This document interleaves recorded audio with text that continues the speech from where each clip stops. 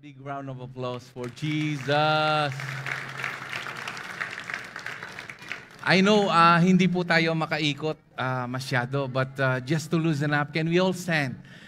Can we all stand please with your indulgence? Pakibati po ng buong galak at may ngiti sa labi. Happy anniversary and Merry Christmas.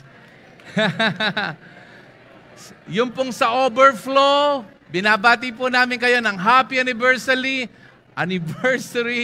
and Merry Christmas. Those, hindi po tayo kasya, jump pack tayo. Next time, we will try to get a bigger place. Please be seated. Isa pong masayang pagdiriwang ng anibersaryo at masayang Kapaskuhan sa ating lahat. I won't go around the bush. We will hit the button, so to speak. Let's cut the chase. I'll go to Galatians chapter 1, verse 6 to 10.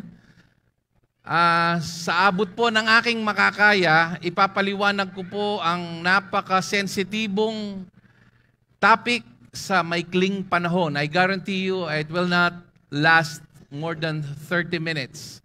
So allow me to explain this sa detalyeng paraan na hindi nakokompromiso kung ano ang one true gospel. Sabihin mo sa katabi mo, one true gospel. Yes, there is only one true gospel. Ang concern po natin ay marami pong gospel na umiikot katulad nung panahon ni Apostol San Pablo maging sa ating panahon. That's why Paul says, I am astonished that you are so quickly deserting the one who called you by the grace of Christ and are turning to a different gospel. Obviously, mayroon pong ibang version ng gospel. That's why our theme is proclaiming the one true gospel. Then we will finish this up to verse 10. And with verse 7 it says, which is really no gospel at all. Evidently, some people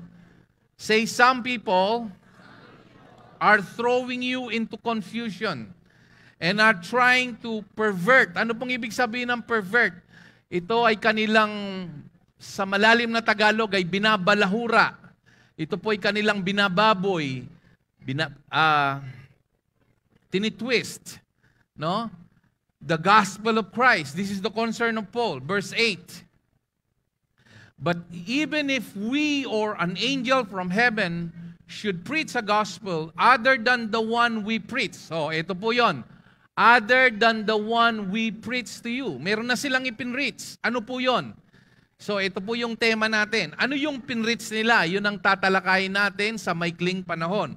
So, pahintulutan nyo po na hiramin ko ang inyong buong atensyon at ipaliwanag po ito sa maikling paraan upang lahat po tayo dito bago umalis ay matanggap natin ang pinakadakilang regalo, pinakamahal, in fact, walang presyo yan, pinakamatinding regalo sa buhay na pwedeng matanggap ng sino man sa atin.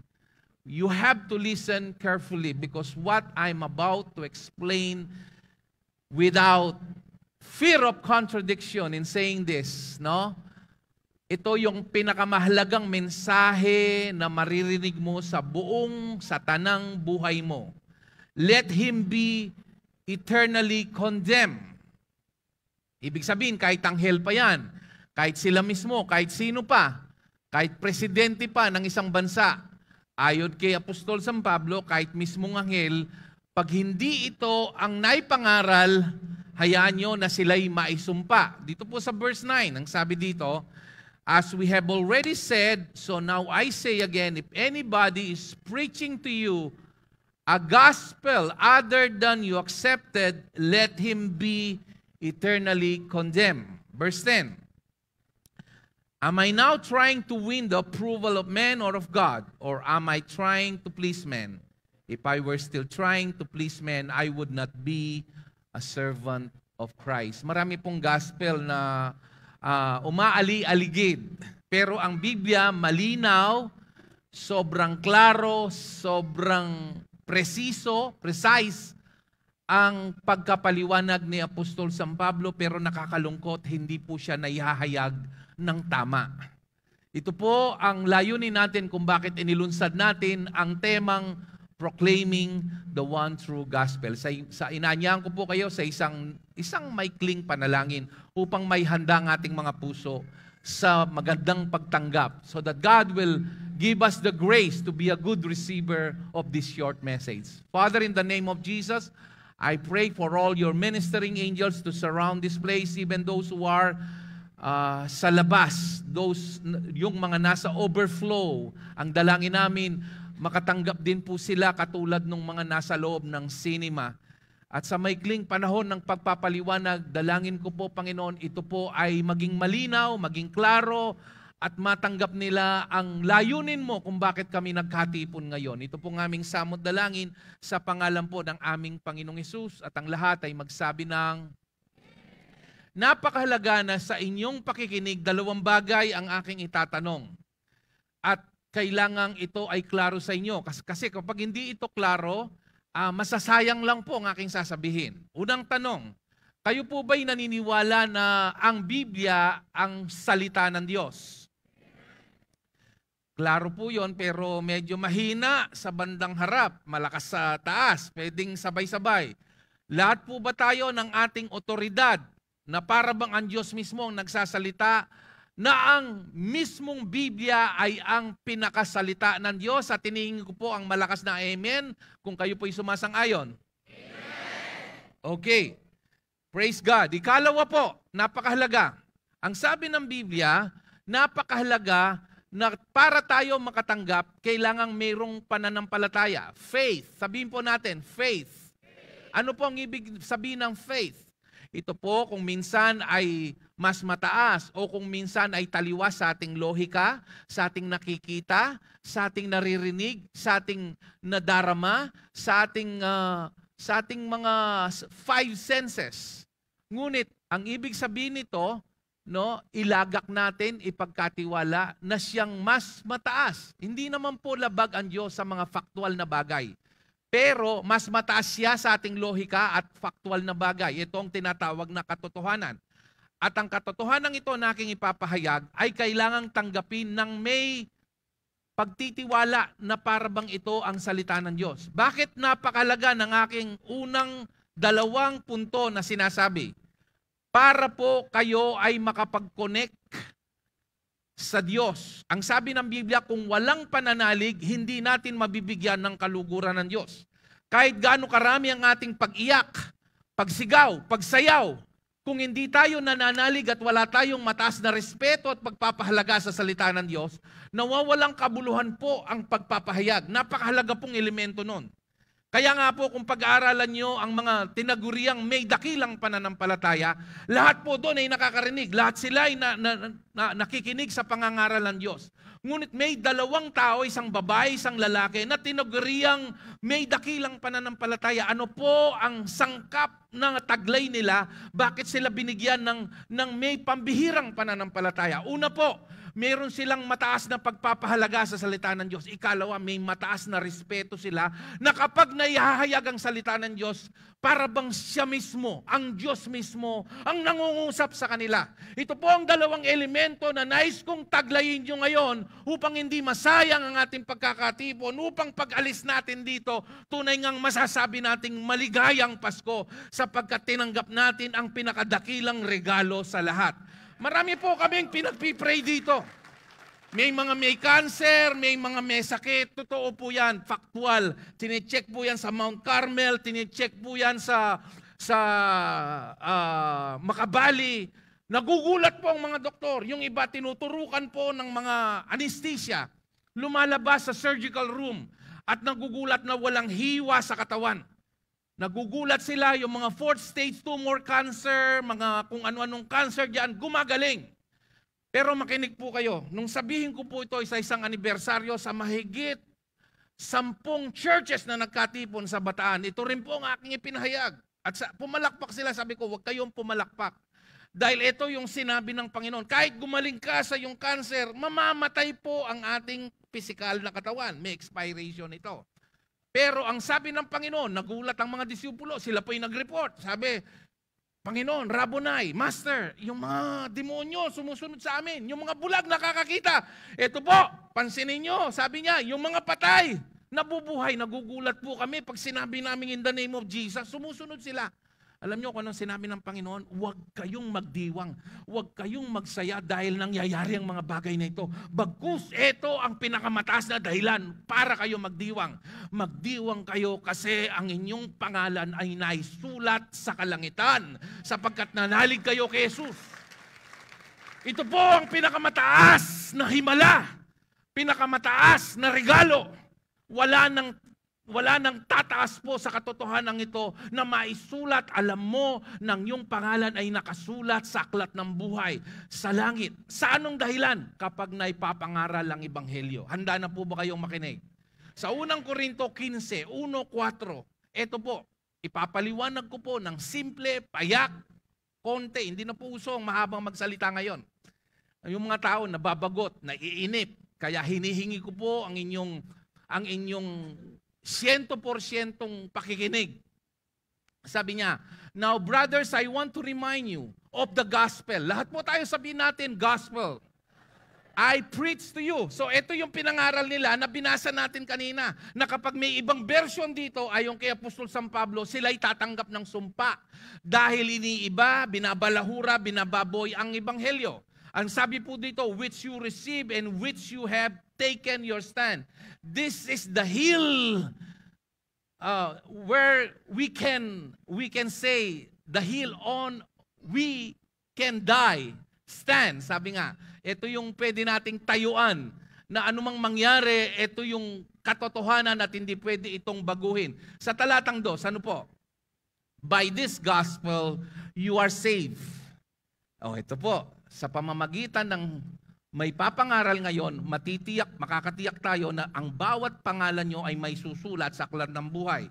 Ang sabi po dito, if you hold firmly to the word I preach to you, otherwise you have believed in vain. Kung naniwala kayo sa ibang bersyon, yun ang ibig sabihin ng talatang yan. Sa talatang 3, for what I pass on to you as of first importance that Christ died. Sabihin po natin, Christ died. For what reason? For our sins, according to the Scriptures. Verse 3. He was buried. Siya po'y nailibing. Sabihin po natin, He was buried. And He was raised on the 3rd day. So ito po, tatlo po yan. Sabihin natin, DBR. Christ died and He was buried. Ano yung R? He was raised to life according to the Scriptures. Dito po sa Romans chapter 3 verse 19 to 31, ipapaliwanag po natin.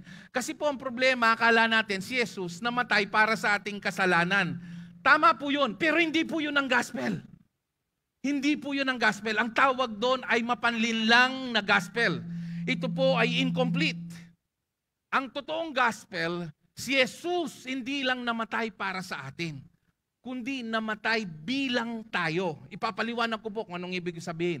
Kaya nga ho, napakahalaga na tanggapin nyo na para bang ang Diyos ang nagsasalita at para kayo po ay magkaroon ng direktang koneksyon sa Panginoon, kailangang panaligan nyo ng mga salitang ito ay para bang siya mismong nangungusap ng personal. Tama ka, sa dami-dami natin ngayon, para bang ikaw mismo ang kinakausap niya. At ang sabi dito, now we know that whatever the law says, yung 10 utos, no, na sinasabi ni Moses, it says to those who are under the law. Ito yung mga Hudyo, hindi naman po tayo Hudyo. Ang tawag sa atin generically ay isang mga hentil. So that every mouth may be silenced and the whole world held accountable to God. Tingnan mo nga sa NLT, kapatid, para makita nila sa isang makabagong translasyon ng wikang Ingles at maging malinaw po ito. Sabi niya, for its purpose is to keep people from having excuses. Na ibigay ang batas para wag mga tuwiran ng tao na kaya niyang iligtas ang kanyang sarili. To keep people from having excuses. To show that the entire world, kasama dito yung presidente, mga papa, pari, pastor, madre, wala. Kahit lahat ng sino mang pinakamataas na religious leader, the whole world is guilty before God. Sabihin po natin, the whole world is guilty before God. Verse 20. Ang sabi po dito, for no one can ever be made right with God by doing what the law commands. The law simply shows us, ito daw po ang layunin ng mga Ten Commandments. Ipapakita lang sa atin kung gaano tayo kasama. Kasi ang patakaran ng Diyos, tumingin ka lang ng malaswa, magkamali ka lang ng konti, mag-isip ka na lang ng masama, no? Ang tawag diyan composite whole. Ibig sabihin, hindi ka nga pumatay ng tao, nagsinungaling ka naman, ang tingin sa iyo ng Panginoon, murderer ka kasi you break one, you break all. Yun ang sinabi ng James chapter 2, verse 10, sa talatang 21. Naunawaan niyo po ba? Tayo po ba magkaparehas ang pahina? Are we on the same page? But now, God has shown us a way to be made right with Him. Ibinigay yung tamang daan kung paano tayo magiging tama sa Kanya. Ang alam natin sa pagiging tama, yung gagamitin natin yung power of the will, yung determination. No? Pag gumawa tayo ng tama, magiging tama tayo sa Diyos. Ito po yung sinasabi ni Paul na pambabalahura, pambabastos. Kasi ine-echipuera yung sakripisyo ni Kristo. Makinig po kayo. Keeping the requirements of the law as was promised in the writings of Moses and the prophets long ago. Verse 22. We were made right with God, pakinggan nyo, napakahalaga, by placing our faith, kanino? Alam nyo, napakahalaga ng salitang Christ doon kasi hindi lang niya sinabing Jesus. Yung titulong Jesus Christ ay tumutukoy sa isang Kristo na muling nabuhay. Christ is only applicable to a risen Christ, yung muling nabuhay. Kaya kapag binanggit yung Jesus Christ, He is referring not to the Jesus na nabuhay dito for more than 33 and a half years approximately, but He is referring to the eternal Jesus na muling nabuhay. And this is true for everyone who believes no matter who we are. Kahit sino ka, walang pinipili, walang diskriminasyon, hindi mahalaga ang iyong pinag-aralan, hindi mahalaga kung may kagwapuhan ka o hindi ka pinagpalang ng lubusan sa iyong panglabas na itsura. Hindi tinitingnan ng Panginoon yan. Ang mahalaga, yung laman ng ating puso. Sa talatang 23. For everyone has sinned and we all fall short of God's glorious standard. Lahat. Kasama si Virgin Mary, kasama si Peter. Kaya nga si Pedro, nung sambahin si Pedro, sabi niya, tayo kayo! Tayo kayo! Ako'y makasalanan din. Huwag niyo akong sambahin. I believe si Mary, mahal natin si Mama Mary. Pero kasama si Mama Mary sa mga sinabi ng Biblia na siya rin ay nagkasala. Kaya nga sabi niya, O aking Panginoon na tagapagligtas. Kinilala ni Birhen Maria na kailangan din niya si Jesus. Huwag po kayong magpapaniwala sa dalawang hapon na napahamak. No? Na maraming napahamak dahil naniwala sa dalawang hapon. Kilala niyo kung sino sila. Ipapakilala ko. Naniniwala kay haka-haka at kay kuro-kuro. No? Ang Biblia malinaw na sinasabi na tayo ay nagkasala lahat. Kasama yung mga tinitingnan nating mga santo, nagkasala din sila. Kaya nga sila naligtas dahil nanalik sila kay Jesus. Malinaw po ba? 24. Yet God with undeserved kindness, yung hindi natin karapat-dapat na kabutihan, ibinigay niya, declares that we are. Inihayag niya that we are righteous. He did this through Christ Jesus when He freed us from, ano pong ibig sabihin ng penalty? Yung parusa, yung dapat ikaw ay pupunta sa impyerno, na yung ikaw dapat ay mararanasan mong galit ng Diyos dahil ikaw ay nagkasala. Pero pinalaya ka. Ito yung gospel. Pakinggan mo. From the penalty for our sins. Verse 25. For God presented Jesus as the sacrifice for sin. People are made right with God. Pakinggan nyo. Iba kasi sinasabi ng religious people You can be made right with God by praying the Holy Rosary. You can be made right with God by attending in the CCMI fellowship. You can be made right with God by taking Holy Communion. These things are good. I'm not against them. Hindi po ako so, pero may isang dahilan lang para maging matuwid ka. Lahat ng mga religious activities, hindi ko po yan minamasama. Pero ang Diyos malinaw, klaro, isa lang ang magiging paraan upang maging tama ang ating katatayuan sa Diyos. People are made right with God when they believe that Jesus, everybody say Jesus, sacrificed His life, shedding His blood. This sacrifice shows that God was being fair when He held back and did not punish those who sinned in times past. Maging yung mga nakaraan, tinitingnan din nila yung parating na Messiah. Kaya nga yung mga shepherd, 'di ba? Yung mga pastol, yung mga magi na tinatawag nating three kings, no? Probably they are kings. They're looking forward to the Messiah. Tayo naman, we're looking backward. Ano? Yun ang ibig sabihin niyan. Pero yung mga naipanganak bago may panganak si Kristo, yung mga nabuhay sa kanyang kung kailan siya naipanganak, at tayo naman na lumipas na sa panahon na siya'y nabuhay sa lupa, tumitingin tayo lahat, past, present, and future. Nakasunod po ba kayo? Sa isang Mesaya ng pangalan ay Jesus Christ. Kaya nga, ang sabi niya, binigyan tayo ng pantay na karapatan para maniwala sa pamamagitan ng otoridad ng Biblia. Kaya nang muling mabuhay ang Panginoon, hindi niya pinakilalang sarili niya sa Emmaus Road. Binuklat po niya, binusisi po niya ang lumang tipan at pinaliwanag kay Cleopas at sa kanyang asawa ang dahilan ng kanyang pagparito, at sila'y nanalig kay Kristo. At ang sabi ng Biblia, nag-aapoy ang kanilang puso habang naririnig nila ang pagpapaliwanag ni Jesus. At ano po ang mensahe dito? Maging yung mga panahon ni Jesus at yung mga bago na ipanganak si Jesus, at tayo ngayon, binigyan tayo ng pantay na karapatan, at ito ay ang pare-pareho po tayong may karapatan na makakilala sa pamamagitan ng Biblia, which we call now as the Bible, pero ang tawag nila doon ay banal na kasulatan o scripture. Dito po sa talatang 26, at patapos na po tayo dito, for He was looking ahead and including them in what He would do in this present time. God did this to demonstrate His righteousness. The Bible says, He is just, hindi siya konsentrol, but He is also the justifier. Hindi po siya konsentidor sa lahat ng ating mga kasalanan. Pero dahil nakita niya, hindi natin kayang pagbayaran ito dahil makasalanan tayo, siya'y naging mahabagin. He is just, at the same time, He is the justifier. Anong ibig sabihin ng justifier? Siya ang nagbigay ng daan. Siya ang nagbigay ng paraan upang maging tama ang ating katatayuan sa Diyos.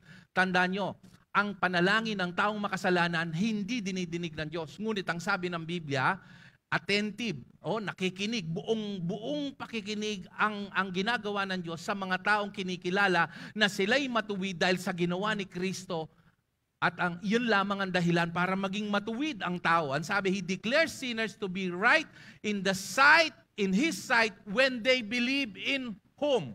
Kanino sila naniwala? Ito, He declares sinners. Sino yung sinners? Ikaw, ako. To be right in His sight when they believe, kanino? Sa Baptist, sa Katoliko, sa born again, sa kung ano.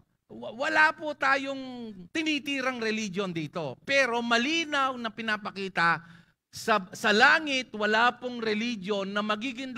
Bakit ka pupunta sa langit? Kasi Katoliko ko. Kasi taga-CCMI ako. Kasi saksi ako. Wala po. Isa lang ang dahilan para ikaw ay makapunta sa langit at maging tama. You will be right in the sight of God when they believe in, pakisigaw, when they believe in, mas malakas pa dyan, when they believe in whom? Jesus. Palakpakan natin si Jesus. Malinaw po ba? Verse 27, huwag po kayong padaya pag may ibang version dyan. We can boast, can we boast? Makapagyayabang ba tayo? That we have done anything to be accepted by God? Yung buhatin mo yung poster ng Meralco tuwing Biyernes Santo at Huwebes Santo, yung magrosaryo ka ng pagkahaba-haba, yung mag-donate ka, lahat ng yan, kung yung mga bagay na yan, hindi yan ang magiging dahilan para maging yung pagsali sa anumang kasama ang CCMI. Kahit sumali ka pa sa mga mag-perform dito, hindi ka magkakaroon ng acquittal.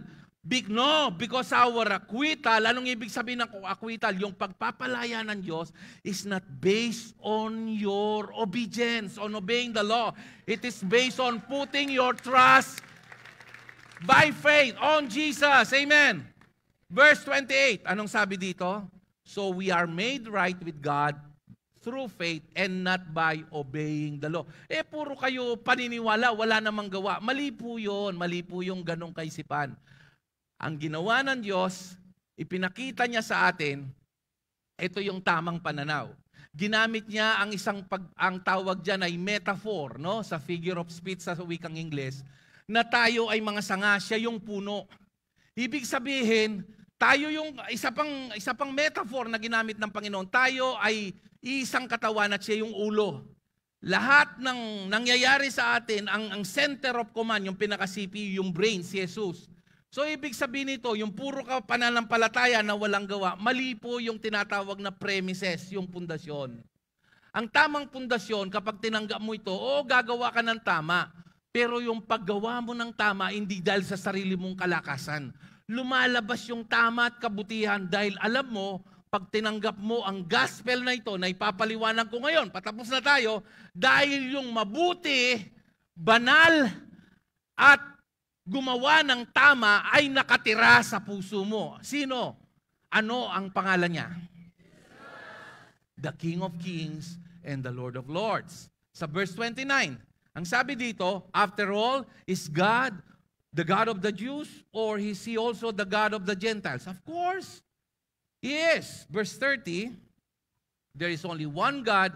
He makes people right with Himself only by faith, whether we are Jews or Gentiles. Verse 31, well then, if we emphasize faith, does this mean we cannot forget about the law? Binabastos ba natin ang 10 kautusan? Hindi, ang sabi. Of course not. In fact, when we have faith, we truly fulfill the law. O, pakinggan nyo. Ito yung hindi naintindihan ng tao. Kala nila, binababoy natin yung law.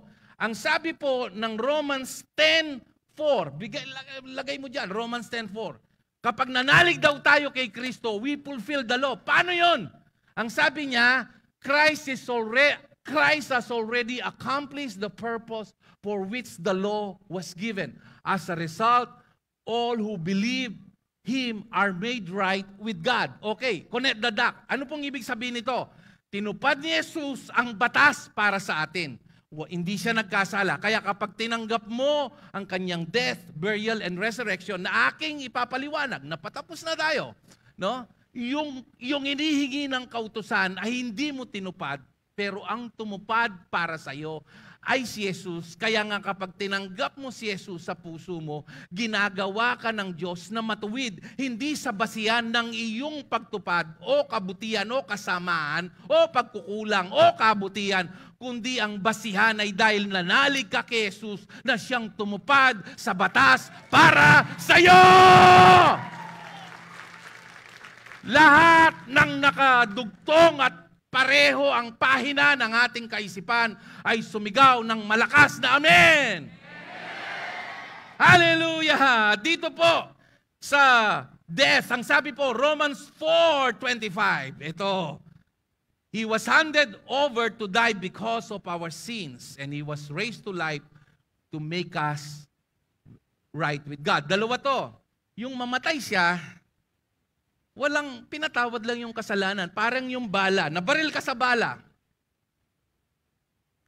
Namatay ka. Kahit alisin yung bala, ang bala yun ang kasalanan. Patay ka pa rin. Ang ginawa niya, hindi lang niya inalis yung bala, yun ang kasalanan. Dahil sa kamatayan mo dun sa bala, siya'y muling nabuhay. At sa kanya, sa iyong pananalig sa kanya, hindi lang niya inalis yung bala na sumisimbolo sa kasalanan mo, binigyan kanya ng bagong espiritu. Kaya ang sino mang nakay Kristo ay isang bagong nilalang. Ang unang tinutukoy ko sa Romans 6:4. Eto na po yun. Patapos na tayo dito. 6:4. For we died and we were buried with Christ by baptism. Anong ibig sabihin ng baptism? Sa Grego, ang ibig sabihin ng baptism ay baptizo. Sabihin po natin, baptizo. Ibig sabihin, nagkaroon ng pagsanib, mayroong infusion, pagkaisa. Alam nyo, ang kaisipan dito para maunawa nyo, isang mainit na tubig, iingin ko ang inyong imahinasyon, mainit na tubig. No? Ang tawag diyan sa mainit na tubig ay mainit na tubig. Tama? Pero pag kumuha ka ng tsa, whether that be green tea, red tea, black tea, tawag mo pa rin ba diyan ay mainit na tubig? Anong tawag diyan? Tsa. Tsa, ang tawag natin, hindi mainit na tubig. Uminom ka ng tsa. Hindi mo sinabi, uminom ka ng mainit. Hindi, ang tawag mo dyan, uminom ka ng tsa. Yung pagkakaisa ni Kristo at ikaw, nagkaisa tayo. Yun ang tawag sa baptism, hindi yung paglubog ng tubig, kundi pagsasanib puwersa, pagkakaisa. Si Kristo ay nasa puso mo at si Kristo ay sumasa iyo. Parang ito ikaw, tinanggap mo si Kristo, nandito ka sa Kanya.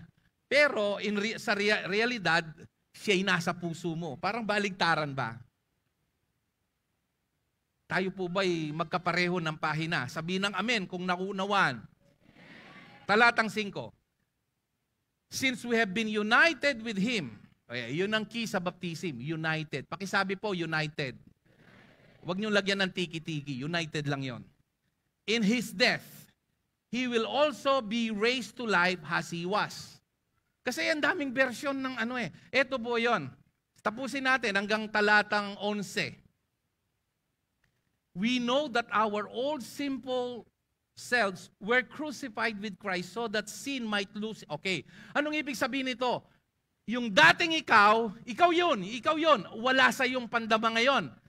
Kaya nga kapag hindi mo tinanggap ng may pananampalataya ito, una, aantukin ka, magugulumihanan ka. Tapos hindi mo naunawahan. Kailangan tanggapin mo na factual yan. Yun ang sinasabi ng Panginoon. Ano sinasabi niya? Yung luma mong pagkatao, ikaw yun. Ikaw yung pangalan mo ngayon. Yung dati mo, yung namana mo kay Adan. No? Yun.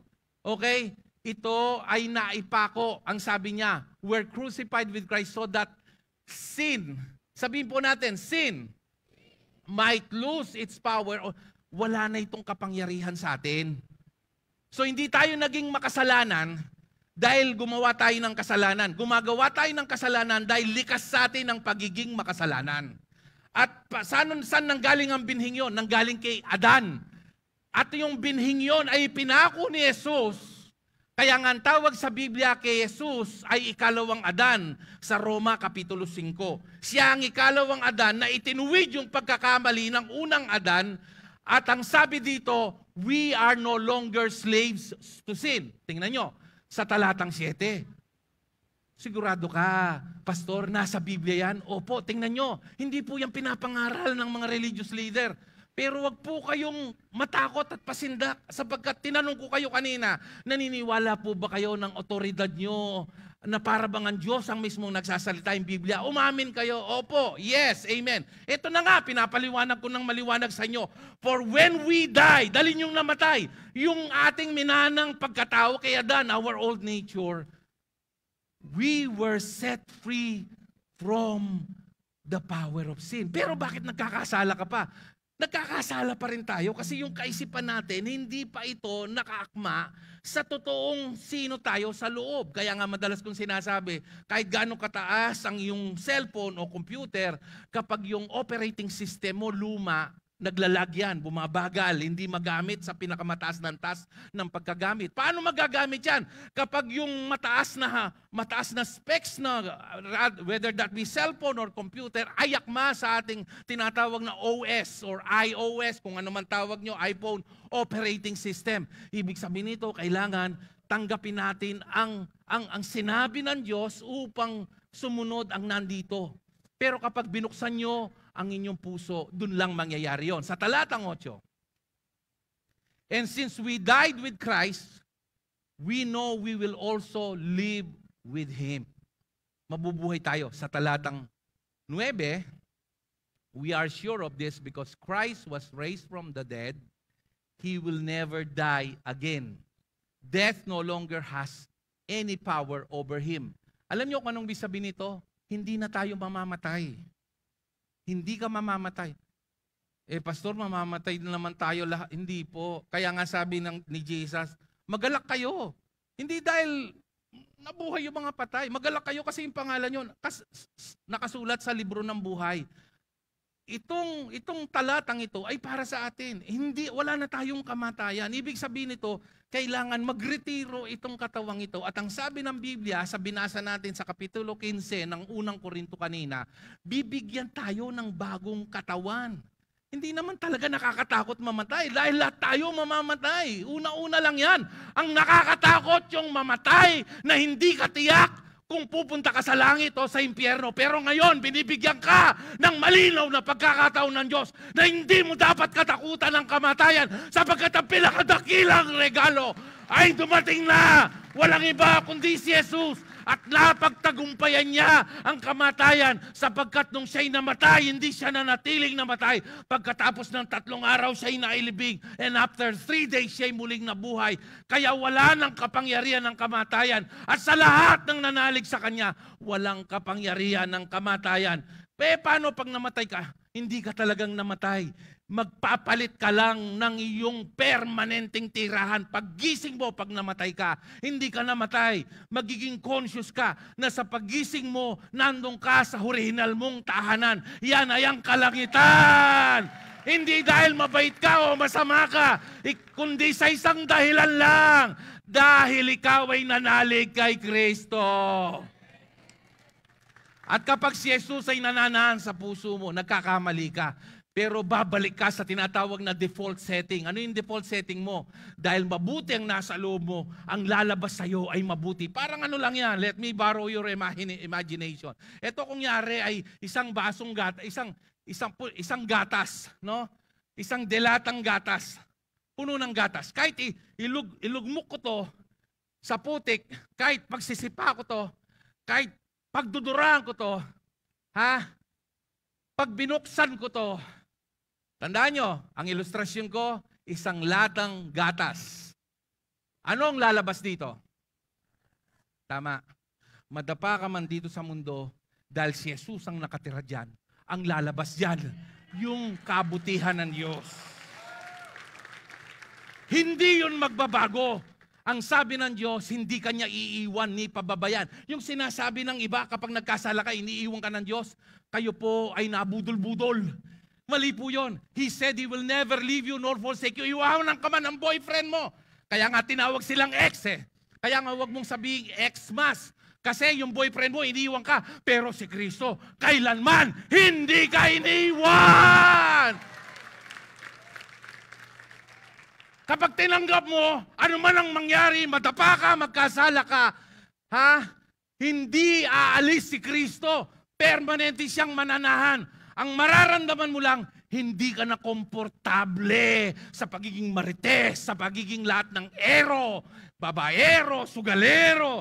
Kung minsan natutokso ka pa rin dyan, pero napansin mo, unti-unti, allergic ka na pala dyan. Dahil napagtanto mo, hindi lang naisip mo, dahil totoong nangyari, factual, nung tanggapin mo ang ebanghelyo, ikaw ay ginawang matuwid ng Diyos. Paano gagawin to? Panghuli na lang, dito po sa talatang Kolosas 1:20 hanggang 23. Promise, tapos na po talaga ako dito. Dami kong gustong sabihin, pero kino-concise ko po eh. Precise and concise ang gusto kong pagpapaliwanag. And through Him, God reconciled everything to Himself. He made peace with everything in heaven and on earth by means of Christ's blood on the cross. Pakinggan nyo. Verse 21. Siguro nagtataka, bakit hindi, ang tagal ko na nagsisimba, hindi sinasabi ng pari, ng pastor ko to. Kasi nga ho, nabudol-budol kayo. Sinasabi po namin ito, wala po kaming layunin na papasukin kayo sa CCMI. Wala po. Wala pong church, walang fellowship ang pwedeng maisulat ang pangalan nyo sa aklat ng buhay. Ang pwede lang makapagsulat sa aklat ng buhay, yung tinta na tatanggapin ng Diyos, yung dugo ni Jesus na siyang nagpatawad at naglinis sa lahat ng kasalanan ng tao na lalapit at magpapakumbaba sa Kanya. Mas malaki sa totoo lang, di ba may kasabihan, joy, isang patak, sang katutak. Alam nyo, can I use that illustration, that slogan? Yung isang patak lang ng dugo ni Jesus, sobra-sobra na para patawarin ang kasalanan ng buong sanlibutan. Isipin mo, hindi lang isang patak ang dumaloy doon sa krus, kundi dumanak ang dugo. Ibig sabihin, gaano karumi, gaano man karami, gaano man kasama ang iyong kasalanan, kaya kang patawarin ng Diyos. Maging yung mga kasalanan hindi mo kayang sabihin, maging sa iyong nanay at boyfriend, dahil natatakot ka na iwanan ka, kasama yan sa pinatawan ni Jesus. Buksan mo lang ang iyong puso, ang tanggapin ang ebanghelyo, ang alay niyang kapatawaran. Kapag natanggap mo ito, kapatid, lahat tayo winner dito. Wala tayong pakialam sa regalong yan dahil the greatest gift already came in our hearts. Hallelujah! Wala kang pakialam kung may bonus ka o wala. Wala kang pakialam kung may bagong damit ka o hindi. More! Palakpakan natin si Jesus. Wala kang pakialam doon. Alam mo kung bakit? Kasi yung pinakadakilang regalo, higit sa kagalingan sa cancer, alam mo, wala nang kapangyarihan ng kamatayan sa'yo. You are heavenly bound. Sabihin mo sa katabi mo, you are heavenly bound. Hallelujah! This includes you were once far away from God. You were His enemies, separated from Him by your evil thoughts and action. Yung natatakot ka kasi nagkamali ka. Di ba si Adan, nung nagkasala siya, nagtatago. Ganon din yung kaisipan natin. Kung bisang simba bro, kasi puta masilab ko ken, dakal ko kasala. That is a demonic thought. Kailan mo kailangan ang lapis? Kailan mo kailangan lapis? Pag gusto mong sumulat. Tama. Kailan mo kailangan yung isang basong tubig? Pag kailan mo kailangan si Jesus? Hindi pag tama ang ginagawa mo. Kailangan mo, Jesus, pag nagkasala ka, nadapa ka, nagka-leche-leche buhay mo, nagkasakit ka, doon mo kailangan si Jesus dahil pinangako niya, He is a very present help in times, not of good times. He is a very present help in times of trouble. Verse 22, yet you know He has reconciled you to Himself through His death. Pinagkaisa sa kanyang kamatayan in His physical body. Alam niyo kung hindi gagawin ni Jesus yun, hindi mananaan ng Holy Spirit. Bakit nananaan ng Holy Spirit? Kasi nung tanggapin mo yung kamatayan niya, yun ang naging sentensya mo, kamatayan. Pinatawad niya lahat ng kasalanan mo. Ang Holy Spirit hindi pwedeng tumira sa isang maruming katawan. Pero bakit kaya niyang manahan at manira sa isang taong nagkakamali pa rin katulad mo at katulad ko? Ito ang $1 million question that needs a $1 million answer. Ito yon. Hindi dahil sa ginawa mo.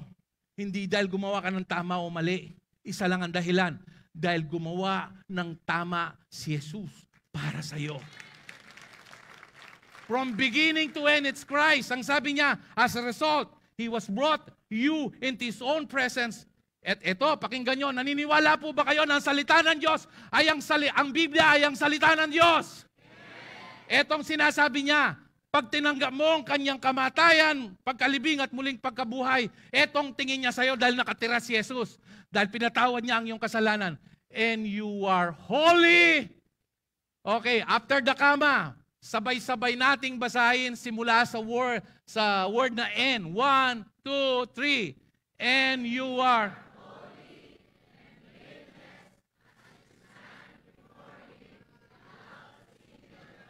isa na lang. 1, 2, 3. And you are for the last time, pinakamalakas na kaya ng iyong tinig. 1, 2, 3.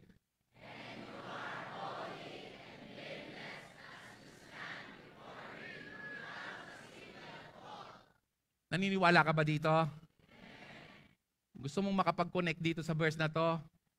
By faith.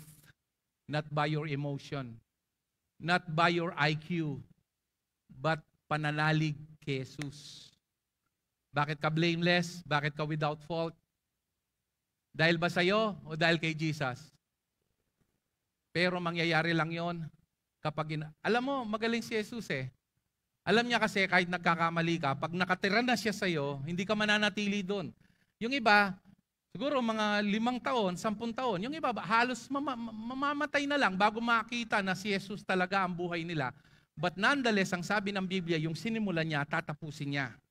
Ang punto dito, kapag nakatira na siya sa'yo, marirealize mo unti-unti, hindi overnight, allergic ka pala sa mga bagay na siyang dahilan kung bakit siya namatay. Hindi ka magiging masaya doon.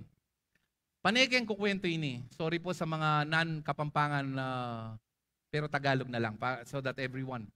Ang baboy, kahit paliguan mo, lagyan mo ng pabango. Gusto ko yung pabango ng anak ko, yung ano yon? Ano yung pangalan ng pabango mo? By the way, I'm with my family today. Pakitayo po si Mrs., my sister wife yan. Sige, tayo po. Where's Jelay? And my son. Yan. And my beautiful daughter doon sa likod. They are with us celebrating our anniversary. Okay. Saan ba ako? Yung baboy. Okay. Salamat po. Yung baboy, kahit lagyan mo ng pabango, paliguan mo, pag nakakita ng putik, anong gagawin? Kapampangan, maglabakya pa rin. Yung mga tupa, pag nalagyan ng putik, anong gagawin nila? Gadgaddekeng dikot. Kenta naman. May nakita na ba kayong tupa o kambing na maglabak? No, they hate mud. Alam nyo bang ang ginamit na analogy, ang tawag dyan ay metaphor. No? Ang ginamit na analogy ng Diyos sa mga totoong tumanggap kay Jesus ay parang mga tupa. Nadudumihan, nagkakasala, pero hindi sumasaya, natutuwa na maligo sa pusali ng putikan. Bakit? Dahil unti-unti, sabihin nyo unti-unti silang magigising sa katotohanan ng buhay na taglay nila ay hindi na nila buhay. Dahil yung buhay nilang dati ay ipinakuna ni Jesus. Ang buhay na nasa kanila, na binasa ng senior citizen kanina. At ito, Galatians 2:20, ito yung closing verse ko, babasahin natin sabay-sabay. My old self, 1, 2, 3.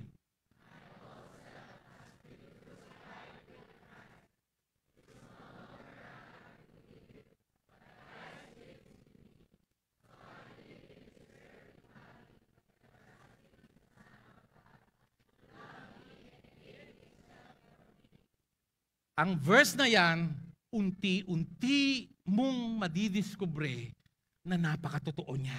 Hindi overnight. Yung iba nga walang ideya na nangyari na sa kanya. Pero unti-unti tapos bigla mong mararanasan kahit maraming problema, kahit maraming pagsubok na hindi naman nawawala, lagi nandyan yan.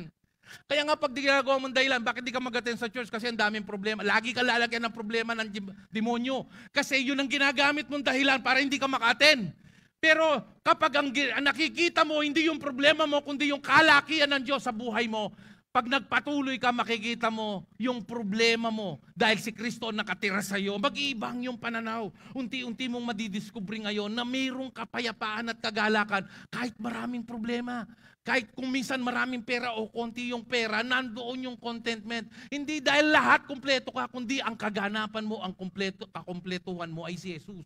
Kapag natanggap mo yung pagmamahal ng Diyos, hindi ka na magmamakawang bahaling ka ng ibang tao. Dahil ikaw ay mayroong contentment sa pagmamahal ng Diyos. Unti-unti mong madidiskubre yun. At kapag na-discover mo yun, iwanan ka man ng asawa mo, ng boyfriend mo, malulungkot ka, iiyak ka, pero hindi wasak ang buhay mo dahil nakaangkla sa isang katotohanan. Mahal ka ng Diyos.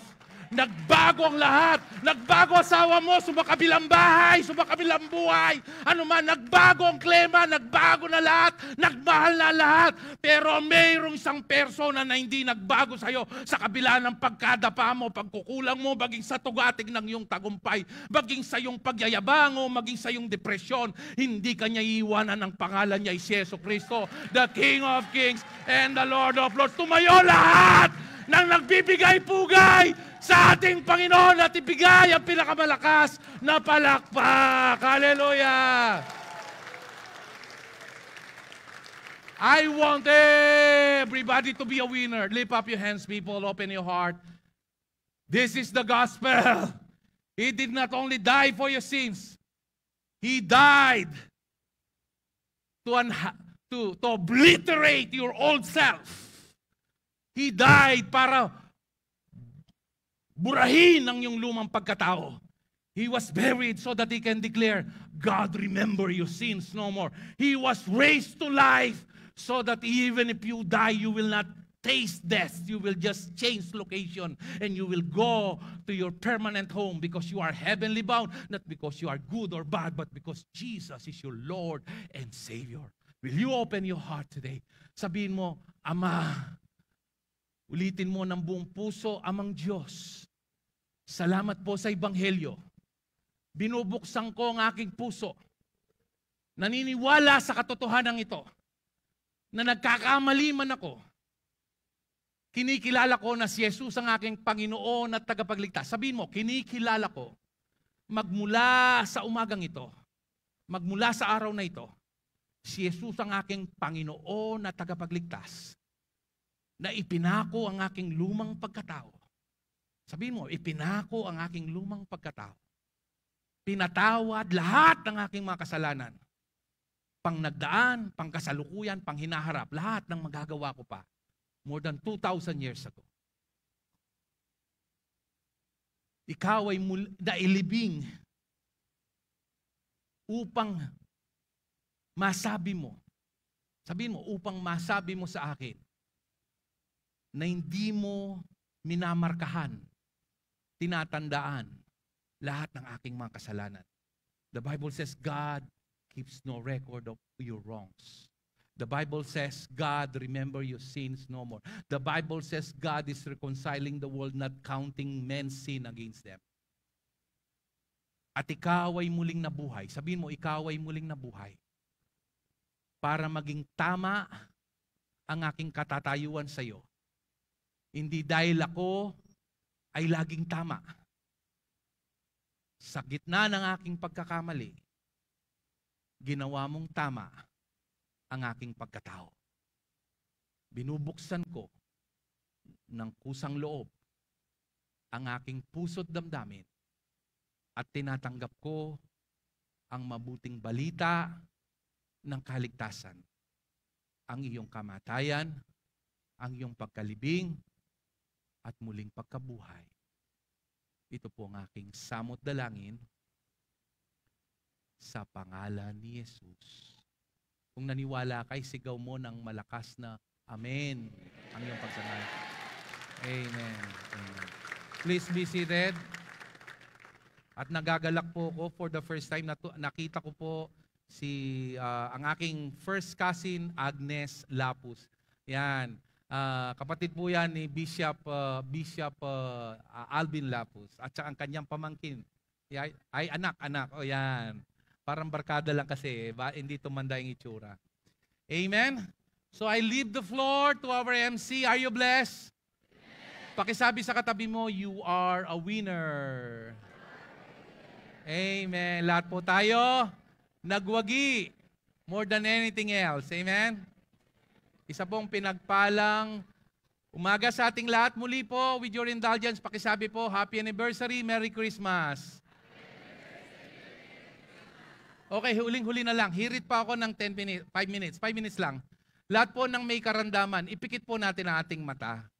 Hindi mo kailangang ipangalandakan na may sakit ka ngayon. Pero simpleng ubo, lagnat, kung ano man yan. Totoo po ito, hindi po kami nagsisinungaling. As God is our witness, walang mahirap sa Diyos. Huwag mo sabihing 4th stage tumor yan. Naglalaho yan pag nanalig ka sa salita ng Diyos. Itaas mo yung kamay, ano man ang karamdaman mo ngayon. Maaring yan ay simpleng sakit, diabetes. Walang mahirap sa Diyos. I want to pray for you. Hypertension. Wala kang ginawa kundi mamalengke ng antibiotics at saka maintenance. Taas mo yung kamay. Nais ng Diyos na pagalingin ka sa oras na ito. Panginoon, sa pangalan ni Jesus, langit at lupa ay lilipas, Panginoon. Ngunit ang iyong mga salita kailanman ay hindi maglalaho. Pinangako mo sa pamamagitan ng mga latay at bugbog at parusa at sugat na tinamot binata sa iyong katawan. Kung mananalig kami, lahat ng karamdaman namin ay hindi mo pagagalingin, kundi pinagaling mo na. Kaya sa aming pananalig ngayon, sa pangalan ni Jesus, tinatanggap namin ang kagalingan mula ulo hanggang talampakan, anuman ang health issue, anuman ang karamdaman na kinakaharap ng bawat isa, upang sasalubungin namin ang Pasko at ang bagong taon na puno ng kalusugan, hindi dahil sa aming kinain, kundi dahil sa iyong pagpapagaling sa aming buhay. Sasalubungin namin ang bagong taon ng buong buhay, buong kalakasan, dahil ikaw hindi lang aming tagapagligtas, kundi ikaw ang aming dakilang manggagamot. In the name of Jesus, come on, receive by faith. In the name of Jesus, from head to toe, let healing flow right now in Jesus' mighty name. And everybody will say, hingi po ako ng pabor sa lahat ng tumanggap ng kagalingan at naramdaman ko marami. Pwede po bang i-text nyo kami upang pagpasalamatan natin at makita ng mga tao na si Jesus ay hindi nagbabago. Siya ang Diyos na nagpapagaling noon, ngayon at magpakailanman. Sige po, magandang umaga po sa ating lahat.